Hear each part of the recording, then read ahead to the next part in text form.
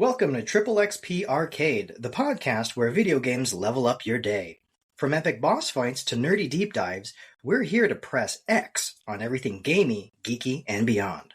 So grab a token, press start, and let's rack up some Triple XP! Alright, let's do a quick intro on who we are first. So you can call me Drew.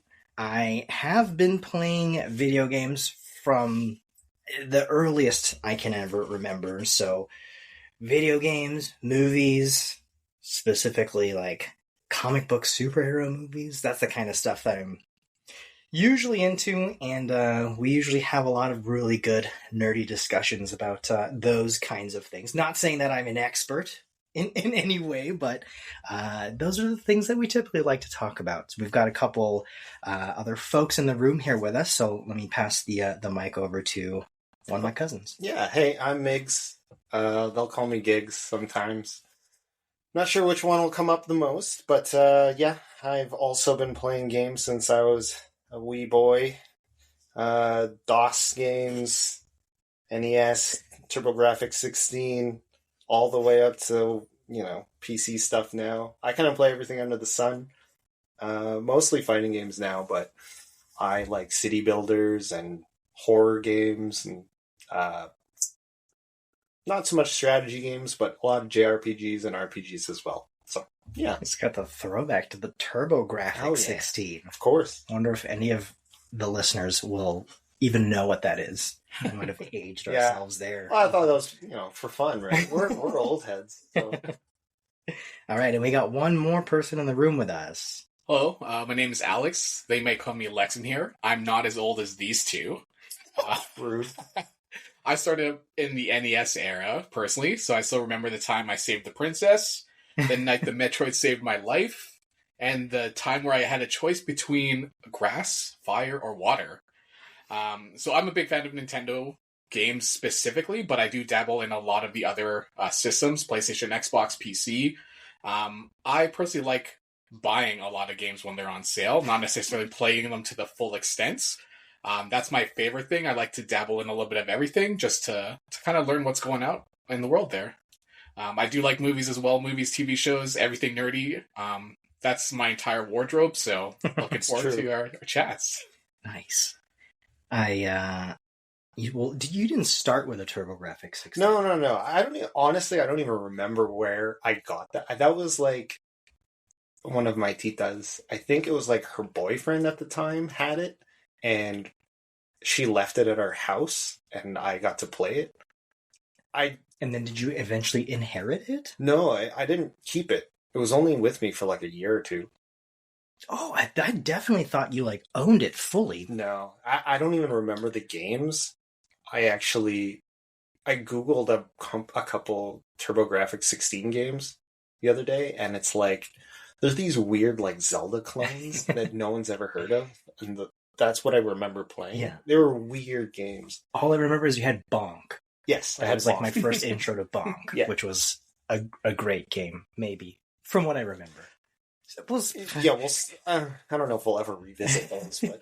Well, that's a good segue, actually, because what we're going to be chatting about today is dangerous bangers. Dangerous bangers. Now, for those of you who don't know what a dangerous banger is, the concept is kind of at a high level. This is something that you might have played or watched or done when you were younger that you remember being awesome. So much fun, kind of like the best thing ever. But if you were to revisit that exact same thing later on, maybe as an adult, maybe you realize that whatever it was kind of sucks a little bit. And it's just not holding up the test of time. So that's what we call dangerous bangers. And so for today, the three of us have picked a little selection of what we think are some good dangerous bangers from our childhood. So, who wants to get started today? I'll start. Let's start with Giggz. Yeah. So the first one on my list was on the Super Nintendo. I still own it. It's in a box somewhere in the house. It was Stunt Race FX. Stunt race. Yeah, it was the weird like 3D racing game Yeah. on the Super Nintendo where kind of had that like Star Fox aesthetic at the time. Yeah. It was like one of the few like truly 3D polygon games at the time. I remember seeing, like, reading the back of the box and being like, holy smokes, this game looks amazing. Is the front of the game cover the one with like cars with eyes on them? Yeah. The three main cars was like a monster truck, coupe, which is a little yellow sportsy That's right, yeah. hatchback thing, and then I think the other one was like an RC car. Mm-hmm. That was like the reddish one, and then there was a secret car which I'm actually failing to remember what it was. I think it was a van. No, it was a pickup truck, or sorry, not a pickup truck, an 18-wheeler. An 18? Yeah, I was like, Wasn't it a motorcycle? Oh, there's two. I think There is a motorcycle. You're right. There is a motorcycle, but there was also an 18-wheeler. Okay. As like a secret character for like a time trial thing. I remember it being impossible to unlock the motorcycle. Yeah. There's like, I can't remember what the rule or what the unlock mechanism was, but it was like one of the modes you had to beat the best time on all of the stages. But the game was so like hard that it took forever. At least for our age, that took forever. I'm confusing myself with this game. Is it a bird's eye view racing game, or is that a different game I'm thinking of? No, it'd be like third person. So you're behind the car. Yeah. And whenever you like hit something, your car would like explode. Like the animation of you hitting something is your car kind of like comes apart and flails around and then comes back together. Yeah, because it had kind of... Well, you're right. It kind of looked like Star Fox style, but I want to say that it had like... It almost felt like claymation mechanics. Yeah. Right? So like if you hit something, like your car like crumbles or shatters apart in little bits kind of thing. Yeah. So tell us then, Giggz, what makes this, in your opinion, a dangerous banger? Well, I remember just like it was one of the best racing games that I'd played at that time. Definitely. Right? And like when you're a kid, those graphics are amazing. But I haven't touched it in, what is that, like 30 years or whatever? That must have came out, 1995 or something like that? That sounds about right. Oh my god, that's 30 years ago. Anyways, yeah, so it's like, you go play Forza or Gran Turismo nowadays, and then you go back to Stunt Race FX, it's probably going to feel like you're playing with, stick in a ball instead of, That's a good point. I think back in that time, you didn't have a lot of racing games that had the same kind of like that. I don't want to compare it to Gran Turismo, but had kind of like that racing type of mechanic. I guess what I'm trying to say is I'm thinking back and I'm thinking of like Rad Racer and Lucky and Wild and like these very, very like arcadey kinds of games that weren't so heavy focused on like racing mechanics per se, but this was like core racing. I don't think you had like items and stuff that you were like shooting like Mario Kart, right? No, I think there were boosts and things. Boosts. But I don't think it was anything crazy like Mario Kart at the time. Mm-hmm. So it was just, you just race. And then you get boosts. I think their version of jumping, like in Mario Kart, instead of a feather, it would be like the upper half of your vehicle would like separate from the wheels, and you could like not quite go over obstacles, but like go around an obstacle. I don't know. It was weird. So I think your homework, Giggz, when you go home is you got to boot it up because you still have the original cartridge. I do. So you got to boot it up, and you have to report back to let us know how the mechanics. Well, how do we even hook up a Super Nintendo nowadays? Things don't have Channel 3, right? That's true. They don't have the coax. Well, maybe they do, but my TV doesn't. We You have gotta go to a flea market and Yeah. find you a coax to play Stunt Race FX. Find a- Might not be worth the effort, to be honest with you. Yeah. I'm sure there's adapters, HDMI to 100%. RCA or Yeah. coax. There's got to be something that exists. Well, Radio Shack doesn't exist anymore, so you can go there. That's right. They primarily sold coax at Radio Shack, I think. That's the only place I think we could have got it back in the day. Or Aurora videos. Aurora was a little video rental, I want to say store, but by today's standards, maybe it's a stall. Yeah. That just a little corner stall that you can rent. Just games, I think. I don't think they did movies, right? No, it wasn't very big. I think it was mostly just video games. Just video games, and you could rent consoles there as well. Mhm. I remember. I'll get more on that a little bit later. But Stunt Race FX, good pick. I think that is I think definitely qualified as a dangerous banger. Let's go over to Lex and let's figure out Lex's first pick for dangerous banger. What have you got? Yeah, my first one is on the SNES. It was based off a superhero. I don't know if a lot of you heard of it. The game was called Batman Forever. Batman? Batman. Who's Batman? I'm sorry. I don't even know how to explain it. He's not a bat. He is a man, though. He is a man. Okay. Yeah. That's is that the Val Kilmer Batman? That is, Is yeah. that Val Kilmer? Val Kilmer Batman.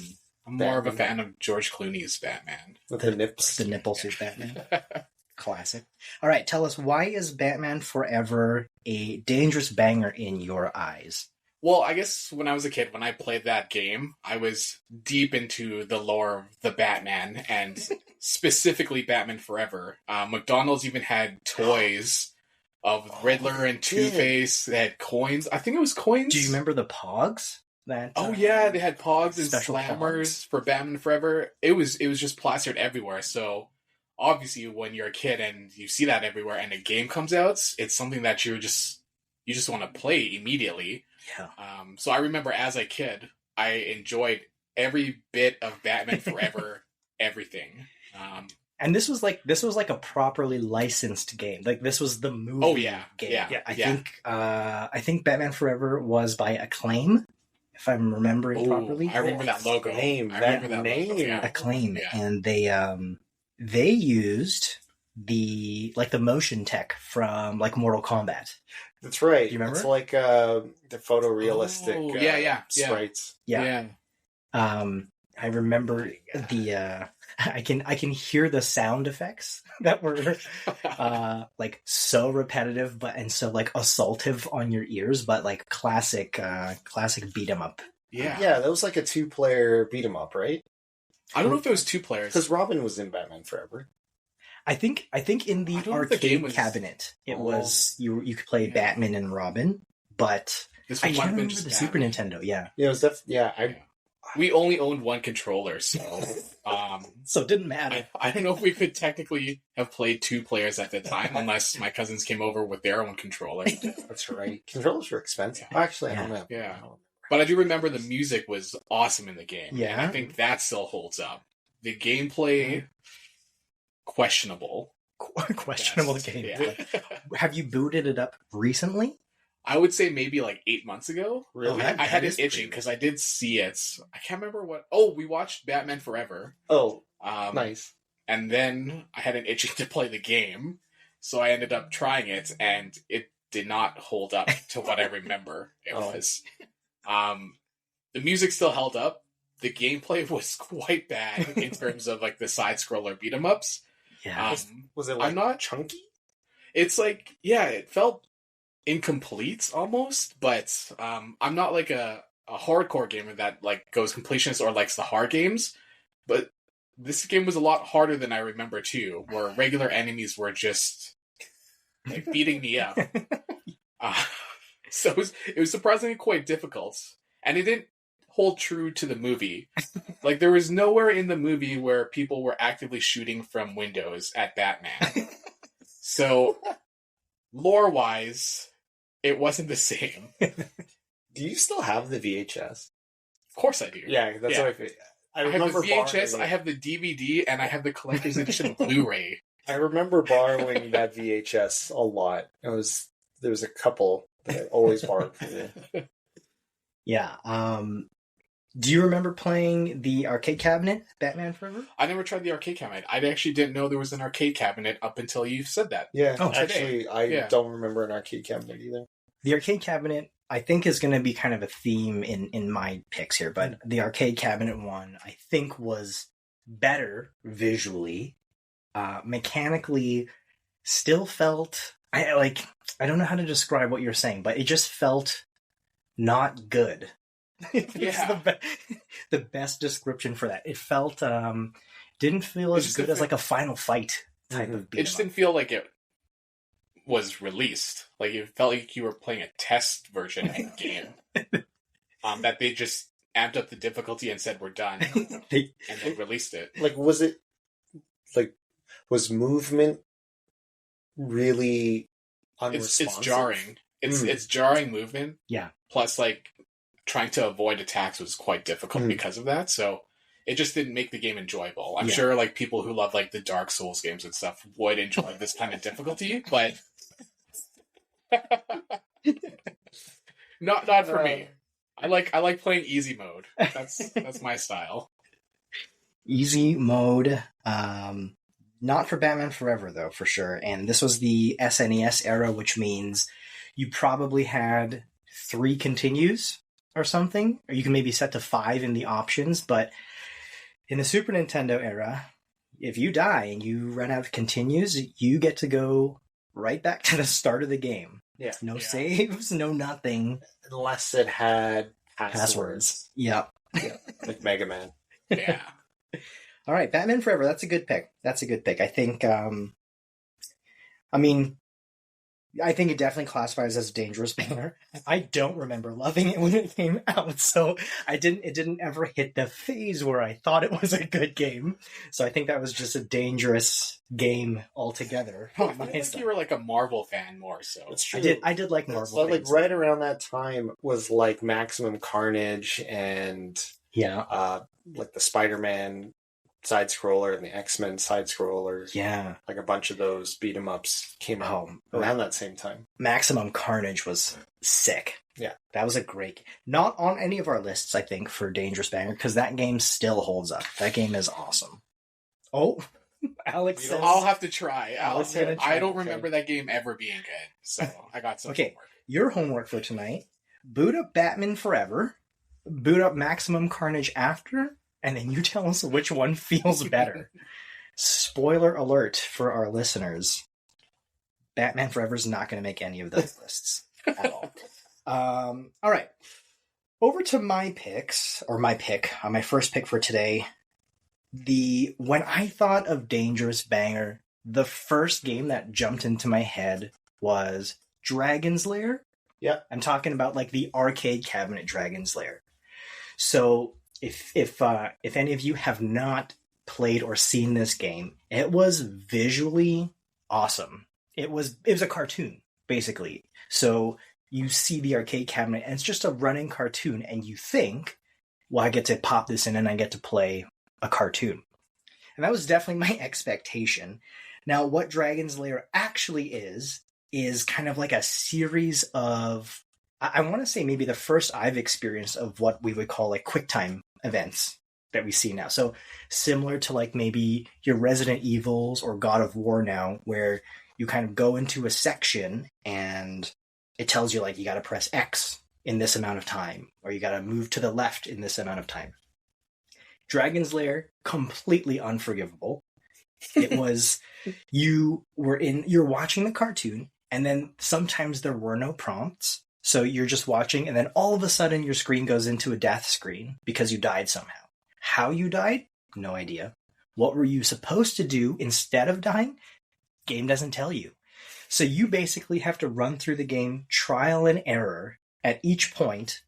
And not only are you trying to figure out what to push or when to push, you're trying to figure out what moments in the cutscene are times where you're supposed to do something.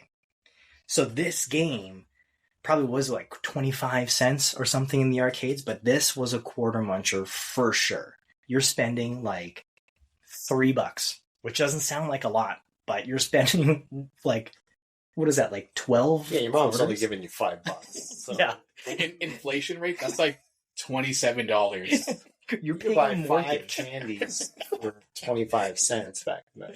Yeah, so this game was just brutal in the arcades. I remember just popping in quarter after quarter, trying to figure out what you're supposed to do.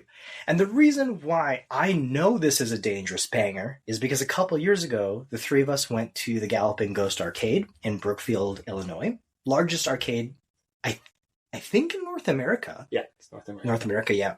And they, of course, had a Dragon's Lair cabinet. So I said, yeah, okay, free play.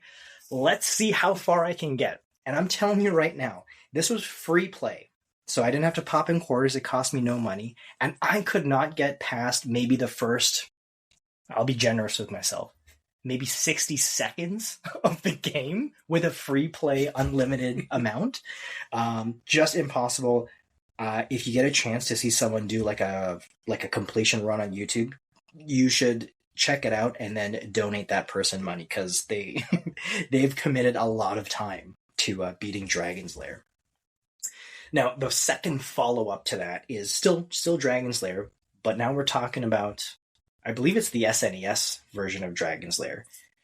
So you're thinking now, okay, you got that arcade, the cartoon graphics on the arcade cabinet, and I get to play that at home. Incorrect. So what they did was they took the IP of Dragon's Lair and they made it kind of like a side-scroller adventuring platforming game. And that game had maybe the worst mechanics possibly ever. Maybe second to Batman Forever. Well, hey. Come on. No, these were really, really bad. I've seen some YouTube videos of people trying to do playthroughs of this, and it was nothing like the arcade game. So this was, I don't know if this one qualifies as a dangerous banger per se, because it was never good, but kind of like when you're at the video store and you see, oh, sweet, this is Dragon's Lair. I remember this. I'm going to give it a try. And you rent it, and like immediately from the start screen, super disappointed. So Dragon's Lair is my first pick for a dangerous banger, definitely. That's fair. I never was interested in Dragon's Lair because I remember seeing it in arcades and I'm like, I don't understand what this is. And like you look over and then there's something else beside it that makes more sense to you as a kid. And you're like, okay, I'm going to play this instead. Well, and that's the thing with those, like back in the day there were no like tutorials, no like, here's what you're supposed to do. It's just you put in a quarter and then you just go. You just figure it out. Yeah, the tutorial is the guy that gives out quarters. You ask him. It's like, what am I supposed to do? And sometimes they had no idea. Sometimes they just... I like that though. Not No hand holding. It's true. Some of the newer games, it's too much hand holding. There has to be like a nice in between the two versions. Yeah. And I personally like the no hand holding versus the 12 chapter hand holding. It is now. Yeah, I hate getting into new games sometimes. Yeah. It's a tutorial for 3 hours, and you're like, okay. And it was off topic, but I tried playing Civilization 6 by someone's recommendation. Did you buy the encyclopedia? I played the tutorial for like 4 hours and couldn't get past the tutorial part of this. So I was like, no, not my kind of game to invest a full day's work just to learn how to play it. So not a dangerous banger. I never got past the tutorial. All right, let's go over to Giggz' second pick for dangerous banger. Okay, so my second pick was on the N64. It was Bomberman 64. I love Bomberman 64. I haven't played it since we were 10 or 12 or whatever it was. I loved that game. I have no idea if it's good or not. It's good.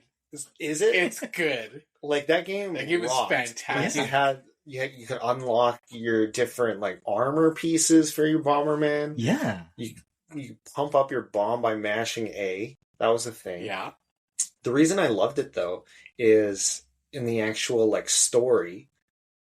There are puzzles, but they're like physical puzzles. So you have to like throw your bomb on top of other bombs. They have to be remote bombs so that they didn't explode. And you have to jump on like a series of those to get to higher elevations, because there's no like jumping per se in Bomberman. You have to like walk off a ledge, and if you land on a bomb, you bounce off of it. Okay. But then you stack other bombs on top of each other so that they bounce, and then that's how you get higher elevations in levels. And then there are secrets like the armor pieces. And that as a kid was mind blowing, because those are like difficult at the time puzzles that was not really common, I think, in a lot of games. And so that's my fondest memory of that game. Plus, multiplayer was really fun. Mm-hmm. I think. Yeah, I think that's what me and Lex are remembering. Because the 64 was sick. Was the first console, as far as I can remember, that had 4 players out of the box, right? Out of the box. No multi-tap, no... Not out of the box. You'd have to have 4 controllers. Well, sorry. I mean, like, you don't have to buy an accessory. Other than more controllers. Extensions, And Bomberman 64, it rocked so much. So, I never played Hero. Actually, I did play Hero, and I liked Hero a lot too, but Bomberman 64, I spent way more time with. So why are you classifying that as a dangerous banger, though? Because I have no idea if it's good. It might be, hot garbage. I think it's still good. The fact that they made sequels to it. But isn't that what makes it a dangerous... Because I haven't touched it. You guys probably haven't touched it in 20-something years. That's true. Yeah. That could be a bomb. That's true. Pun intended? Kind of. But yeah, you know what I mean? Yeah. We might pick it up, and it might be like GoldenEye, where you're like, this is really hard to play. Ooh. Honestly, I debated putting GoldenEye on my list for today. GoldenEye, me too. I played it somewhat recently, and like not having 2 sticks, It breaks it's impossible. Yeah. Like as soon as you boot up GoldenEye without the N64 controller, it's like so jarring. And then you get like a minute and you're like, I can't play this. Not by today's standards. Even with an N64 controller, your brain doesn't work with a single joystick anymore. Yeah, it's so really hard. I remember when the 64 came out, like the controllers, I thought felt great at the time. But again, you compare that to analog controllers by today's standards, like the PS5 or the Xbox, any of the Xbox ones, those N64 like joysticks or the thumbsticks were awful. I think that in itself is a dangerous banger. Trying to play with the old N64 controller. Plastic on plastic. I mean, for the time though, that was revolutionary. Yeah, I guess. Like the PlayStation eventually added joysticks to the PS1. Yeah. But that took a while. Yeah. And those were that was kind of like the way forward for joysticks on controllers. Was the PlayStation's version, which was the DualShocks. Yeah, the kind of the two joysticks that also glided, as opposed to the N64 one, which was like weird. It's like a nub. Yeah, but the N64 one had strength. Like, that'll destroy your thumb and your palm before it ever breaks. The Mario Party blisters? Yeah. Doing 360s on that thing? I still have scars on my palm from that. Nostalgia. That's why Bomberman is a dangerous thing. Yeah. Because it hasn't been revisited. Yeah. Yeah, that's fair. All right, Lex, tell us about your second dangerous banger pick. It's the second one I had was, again, on SNES. It was called Bubsy. I don't know if you guys remember this one. I think it was a cat. Yeah. An orange cat. A bobcat. Bobcat, okay. Yeah. I haven't done my research properly for this conversation, but I just remember me heavily enjoying that game when I was a kid, because that was at the time when there was Earthworm Jim. Yeah. Like Tiny Toon Adventures, Buster Bust Loose, like amazing side scrollers. I remember really liking Bubsy. Yeah. Launch after launch after launch. But what I specifically remember was there was one stage that I was never able to beat. And I think it was like a pipe level where you just didn't know where to go. like a sort of like a Metroid type of like map kind of thing, like where you have different. Yeah, there's just like pipes there. that bring you to different spots on the map, and you just have to complete the stage. Okay. And again, I'm one of those ones that prefer the easy way out. So having to explore a side-scrolling game level for upwards of 20 minutes to beat it immediately crosses off my list. And when I was researching like games that I thought were dangerous bangers, I remember liking this one, and then something clicked of how much I immediately hated that level and disliked it. But now there's more Bubsy games coming out now. Yeah, like, I think there was actually- just a Bubsy 4D. Yep. Announced Just 4D for what's the Switch? I think it's across all systems, like Switch, PlayStation, 4D. Xbox maybe? I don't know. But I remember they announced a new one, and that's kind of what triggered that thought today. I'm like, why would they release another game of this? Yeah.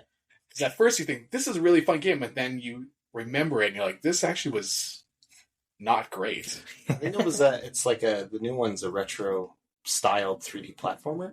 Oh, interesting. Yeah, so the old school pixel type graphics, I think, or like chunky volumes, like polygons and stuff. Yeah. Mm-hmm. And to kind of caveat why I thought Bubsy was, and I have weird picks between Batman Forever and Bubsy, is because when I was growing up, we didn't own games. We had to go to the Blockbuster or the Rogers Video or Aurora or Flicks to grab the game. And Batman Forever and Bubsy were always in stock. And it wasn't like multiple titles of it. It was just one. It was the games that were available for us to rent. And the third one was like a fighting Teenage Mutant Ninja Turtles with Alien. Oh, yeah. I know That one was always in stock too. But anyways, those were the two that we decided to rent. And that's what I remember most fondly about those two specifically. But yeah, I just remember liking Bubsy a lot, and I feel if I go back to it, I still won't beat that dumb pipe level, and I'll get frustrated and wonder why they're releasing a new Bubsy. Because if I'm being honest, I don't even know who the developer was for that. I thought Bubsy left with the SNES, but now that he's back on modern consoles, Yeah. makes me to believe, are there other Bubsy games now? Like, do we have to have a Bubsy night? There might be, man. Or There might three be a PlayStation Bubsy. He might have been the precursor to like Jack and Daxter or something. We'll have to do like a Yeah, Bubsy yeah. marathon where we just try to, well, I guess just beat the pipe level. Yeah. He's Because some, like, there might weird- not even be a pipe level in this game. He's not a weird mascot, right? Like, you know how the I know. 7-Up dot had his own video game? Yeah. That was that. yeah. That game was Just the little red circle from the middle of a 7-Up logo. I remember that that was being a a good video game, actually. Yeah, me too. That could be named. But All right, let's go over to my second pick for Dangerous Banger. Again, I'm going back to this is kind of like a theme with mine is the arcade version versus the at-home version. So my second pick is Pit Fighter. oh yeah, Pit Fighter in the arcade was sick. This used kind of like the what do you call it? Like the Mortal Kombat yeah. kind of digitized real Digitized person. sprites. Yeah, And Pit Fighter was just kind of like generally looked pretty badass in the arcade cabinet. So you pick your fighter, you're kind of like in a garage cage with people just around you. There's like weapons on the floor, and you just brawl it out. And then they had the Super Nintendo port, and true to its form, nothing like the arcade. Same, like I think they went with the general concept of let's use the digitized sprites still, but the gameplay for the Super Nintendo version was awful. Borderline unplayable again. Just the mechanics, the movement, the fact that you only have like 3 lives after your health bar, and then that's it. I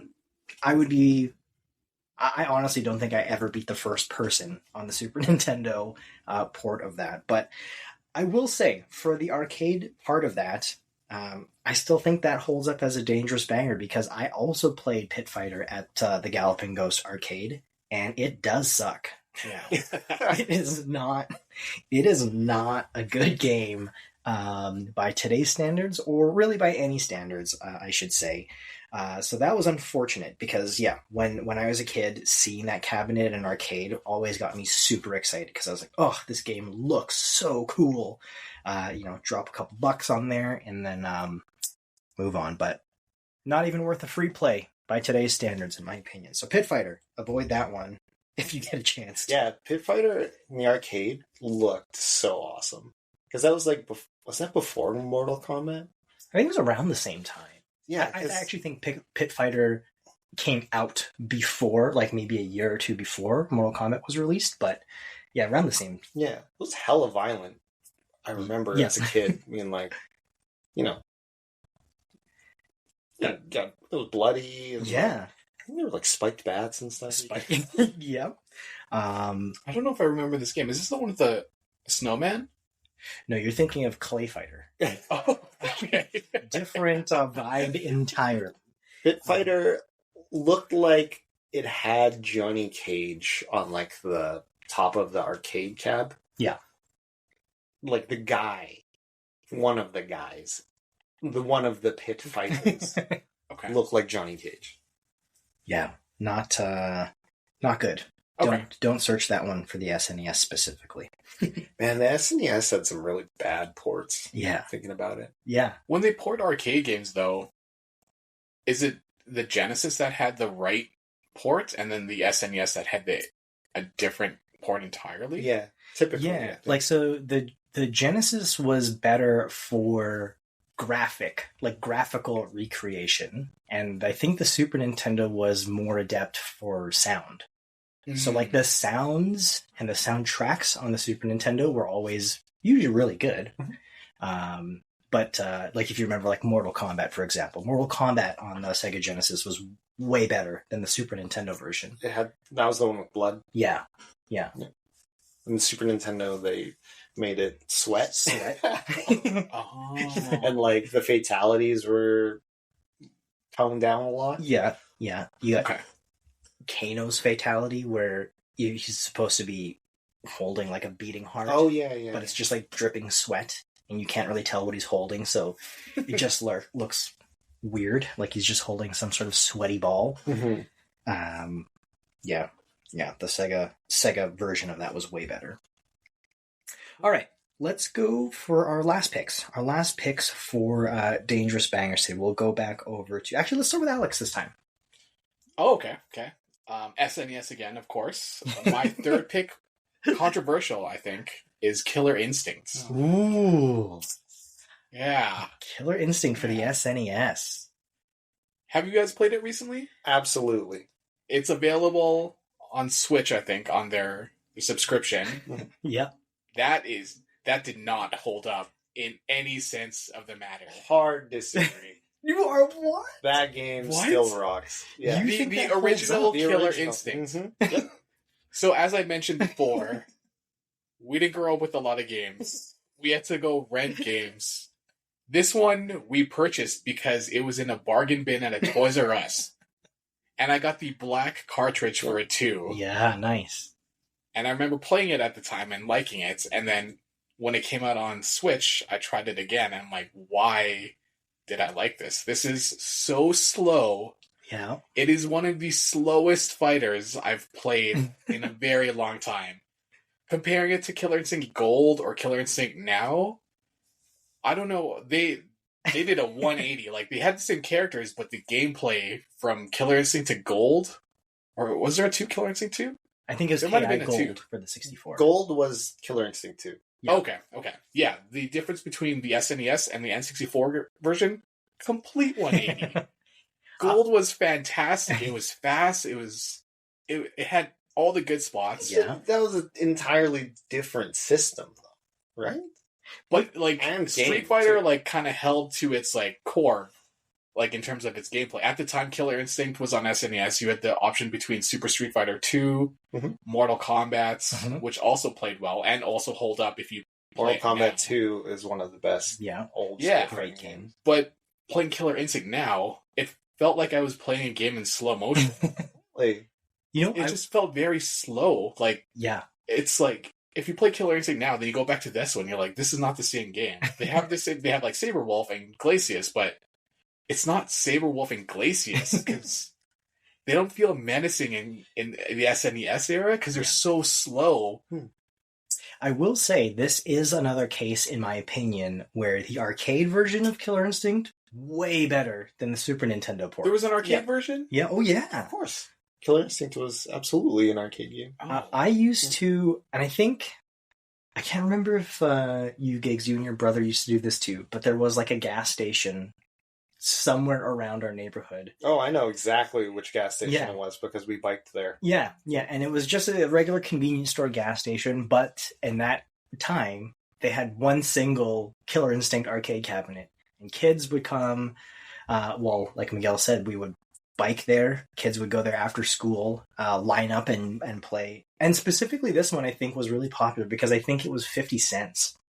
Normally at the arcades, KI was $1 to play.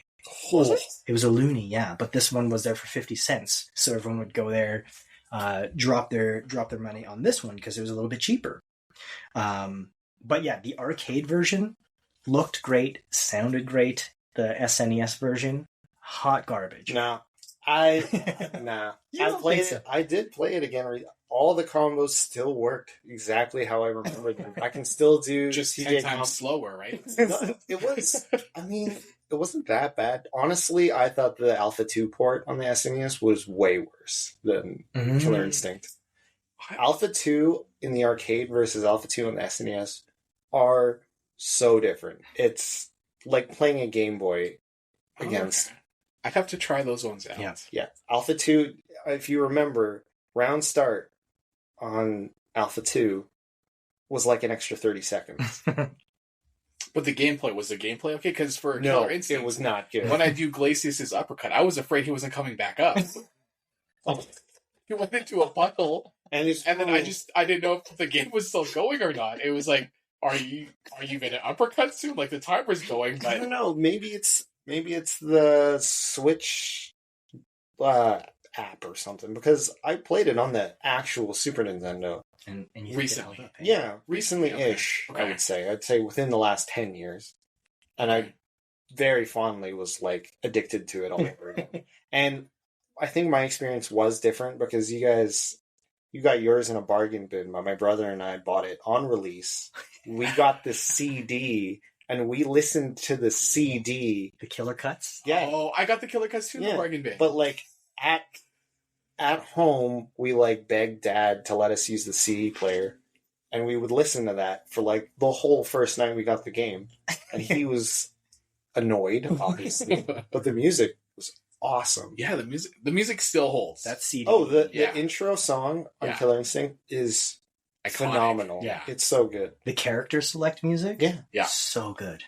Yeah. Unbelievably good. But the speed of the first one. You got to try it again. No, man. Try it again. No. Choose Glacius and do his uppercut. And tell me next week when he comes back up. Just try it. Would you say, Lex, because you were mentioning like KI Gold, obviously, I think far superior to the SNES version. Yeah. Would you say the difference in quality from SNES Killer Instinct to KI Gold is about the same difference as Street Fighter 1 to Street Fighter 2? Oh, yeah. Wasn't Street Fighter 1 like... Impossible. Wasn't it like Punch-Out? Like a single player? No, it Or was a was single it just player. Ryu and Ken? No, you're right. It is a single player game. Yeah. And well, I guess there was a 2-player, but it's mostly Yeah. single player. And the buttons, you have to physically punch them because they were pressure sensitive. Yes. Okay. I would say that's the same leap from Street Fighter to Street Fighter 2 is Killer Instinct to Killer Instinct Gold. They are not the same game. I actually agree. For Killer Instinct for the Super Nintendo, I don't remember it being as easy to play as KI Gold in terms of like the special move mechanics. So like KI Gold had a really easy way to do the moves and then link your combos to build. Mm-hmm. And for the Super Nintendo one, I remember the like especially Spinal. I remember the motions for his special moves being weird and borderline undoable. Yeah, because you got to Right? wait for him to turn around after his first attack. It takes too long. No, It's man. too long. I did all the combos I needed to. It's the Like, longest on 90-second memory. match of my life. Like, It's the a timer 2 hour, goes 90 normal. second match. Yeah, it just feels so slow. Okay, we'll have to maybe do a little gaming night where we just, the three of us, play original KI together. You said it's on the Switch, right? It's on the That's Switch, on the Switch. yeah. We'll put yeah. it up after this episode. All right, let's go over to Giggz for his last pick for today. Dangerous banger for your last pick. Yeah, so mine's also on the 64 again. I don't know who's going to remember this one, but it was a game called Fighter's Destiny. Now, it was like a weird fighting game knockoff. I loved fighting games. I've always loved fighting games. Never really got super into them the way I am now until somewhat recently, but I played every fighting game I could possibly play as a kid. And Fighter's Destiny was awesome to me because it had 2 different game modes. Mm-hmm. They were like the same characters as like adult polygons. So think like Street Fighter EX. Okay. Like polygon fighters. Yep. And then there was a second mode where all of them are like weird little chibi kid fighters, kind of like Pocket Fighter. And it had like an RPG mode to it where you could get equipment and like boost your stats and combos and stuff. Oh. And it was awesome as a kid because it's like, I didn't take it seriously, so it was mostly button mashy. Yeah. And you could like customize your favorite fighter, and do all these challenges from what I can remember. And, you know, it was a really fun fighting game. But now that I've grown older and I've played a lot of different fighting games, I did try it again recently, and it was total ass. Does it I know it's going to be nowhere in comparison, but does it play? It was like a 3D fighter, right? So it kind of played like, I want to say Tekken. Yeah. It would have been more of like the sidesteppy dial combo. What did the game cover look like? I need to visualize what I'm looking at like in Roger's video here. It was a Ryu knockoff looking dude, but he had like reddish hair. Okay. And his fist was up and it was flaming. That was the cover. And then the chibi mode, was there like a clown you can play? Clown? Like Boko Noko or something? Maybe. Actually, that does sound kind of familiar. I don't know. Or I might be confusing myself with another game, but I remember there was a fighting game that I personally really liked that had the chibi mode, but I didn't like the regular mode. Yeah, the regular mode was terrible. Okay, this might be the same game. Yeah. That game was fantastic. I only played the chibi mode as almost exclusively because I hated the regular. Yeah. But like, I think we're talking about the same. Okay, yeah. There's definitely I don't know if it's a clown or something. It reminds me of Chaozu from Dragon Ball. Yes. Yeah. It's not a clown. Is that a clown? It's like a Chinese. I'll ask my wife. I don't know. I don't know what it is. I just remember it looked like Chaozu. And the gameplay of him was hilarious. And he had a funny name, like Boko Noko or something like that. Noko Noko. Yeah. I played the little. I guess she was little because they were all little. I think she was like kind of like Lily from Street Fighter. She was like I don't know if she was indigenous or what, but she had like a bird theme to her. Okay. And I think she had multi-hitting moves, which is why I liked her. Yeah. I really want to play this game. I know. I'm gonna. The more you talk about it, I'm like, you gotta find the cartridge. Yeah. But it was like a very niche game. It might have been Atlas that made it. Not 100% on that, but... Okay. We got a couple fighting games up on the list here. So, I mean, fair to say, fighting games are trickier to hold through the test of time because they do keep getting better and better with each iteration. So, some of the ones that we played on the Super Nintendo or in the old arcades, just not the same compared to the fighters now. My last pick for Dangerous Banger is not a fighting game. Might be a hot take for some. So my last pick for Dangerous Banger is Mario 64 for the Nintendo 64. You need to leave this topic. Okay, let me give some context here. So, recently, I don't know recently, in the last couple of years, like probably during like COVID-ish times, um, my wife picked up Mario Odyssey, and she loves that game. One of the best games ever, masterpiece. I didn't play it. I was watching it. I had that position of this just looks. There's too much going on here. I like the classic Mario 64, like really simple 3D platforming, that kind of thing. And then eventually I booted it up. We had what was it, the 3D Mario All-Stars? All-Stars? The collection, yeah. The collection for the Switch, yeah. So it was like a straight port from the 64. So they didn't make any changes. It's not remastered or anything. And I did not get very far in the game, specifically because the camera mechanics in that game are brutal. It is so difficult to play that game, being used to playing 3D platformers in like the current generation, because you don't have the option to like move your right thumbstick to adjust the camera based off of where you need to jump to. So for those of you who may not have played Mario 64, which is, if you haven't played Mario 64, I think you should still try it, despite what I'm saying right now. But you have your Lakitu. So that's your camera. It's following you, and the camera controls are adjusting where the Lakitu is, right?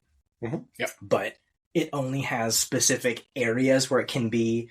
It's not super flexible in, I'm going to be platforming onto 4 platforms ahead of me, and you can't always move it behind you so you can see where you're jumping. So you're in this kind of like weird camera angle, and just navigating through the levels is so painful by today's standards.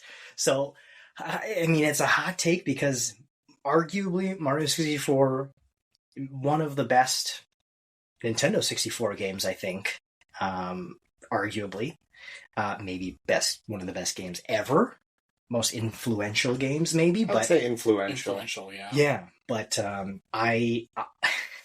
if you boot that up today, after having played Mario Sunshine or Mario Odyssey, or literally any other 3D platformer within the last 10 years, Mario 64 is very difficult to play. I argue that doesn't stand the test of time. But controls aside, though, like that that's an artifact for its time. But gameplay wise, I think, and the level design, I think, still holds up fine. Oh, I think I definitely agree with you on all of those fronts. So I guess to give context to my selections, these were games that I'm like, I can't pick them up today and play them anymore. They live stronger in your memories. Yes.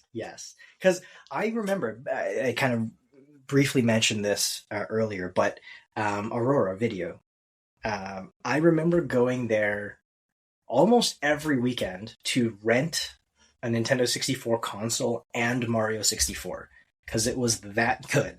And at that time, as you both know, when you rent a cartridge, you're not always guaranteed to get the same cartridge with the same save file. Mm-hmm. So you're playing this weeks and weeks and weeks at a time, but you're always playing potentially someone else's save file. So you're basically starting from scratch every single weekend. But I spent an absurd amount of money. I probably should have just bought a 64 with Mario 64 at that. Yeah, you had you and your brother had the PlayStation. We went with the PlayStation. We got the N64. Yeah. So I think level design, even the sound, the sound design of that game, I would say honestly, even the mechanics of that game were really good. Oh yeah, definitely. If they had done a remaster where you can fix the camera control, I think that would still hold as like a legendary game that you can always pick up and play again. But it is so hard to play with that. I'm actually quite impressed at how well we were able to play that as kids, knowing how difficult it is to navigate now. I mean, that's kind of like that that was our first experience kind of with that sort of thing at the time. Mm-hmm. So we grew into it, Mhm. like how kids grow into whatever game comes out now. Yeah. Right? I think the camera control in that game was genius. What? Because The not like the control of it, but the idea of it. Oh, the where concept. There's a literal Lakitu Mhm. following Yeah. you around. So you're blaming everything on poor Lakitu.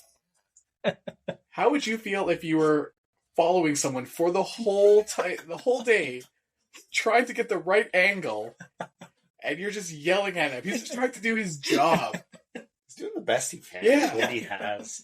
right? He's on a cloud, for God's sake. He's fantastic. Good job, Lakitu. That's my argument, though. He's on a cloud. He has dynamic unilateral movement. Have you been on a cloud? Yeah, You Goku know how could to only move a go cloud? forward. I don't think Goku could go side to side on Nimbus. In games, when you step on a cloud, they disappear after a few It's seconds. true. Unless it's Killer Instinct, well, it'd be 8 minutes. But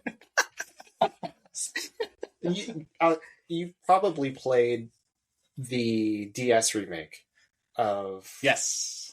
Did it have different 64? controls? No, they were like pretty much identical. Hmm. Yeah, I was just from kinda what I curious. remember.